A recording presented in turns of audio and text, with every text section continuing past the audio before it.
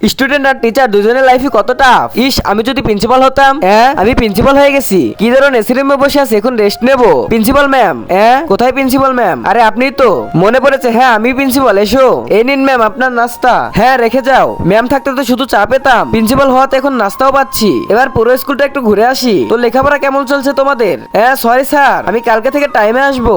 আরে আপনি সব কি বলছেন? আমার মানে আমি বলছিলাম যে আপনি এত লেট করে কেন আসেন, আর তোমরা সবাই ঠিক সময় চলে আসবা। এই ক্লাসে দেখি কি হচ্ছে। Good morning ma'am. বাহ, কত ইজ্জত পাচ্ছি। বসো। So student, today's topic is ইংলিশে ম্যাম যে কি পটর পটর করছেন সব রাগ বাচ্চাদের উপর ঝাড়ি। বলো তাই ম্যাম কি পড়াচ্ছেন? কিছু বুঝতে পারছি না। শালা এত বড় হয়ে ইংরেজি পারোস না।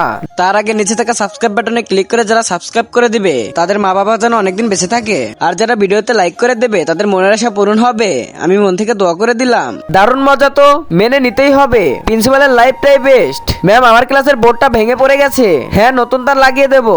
ম্যাম আমার সালামিটা আসেনি এখনো। হ্যাঁ চলে আসবে। ম্যাম মশরুমে পানি আসছে না। তো কি আমাকে পাম্বার মনে হচ্ছে? ম্যাম আমার স্যালারি আসছে না। ম্যাম আপনার ইংলিশে বক্তব্য আছে পুরো স্কুলের সামনে। আমার দরকার নেই প্রিন্সিপালের। পার্ট 2 এর জন্য কমেন্ট করুন।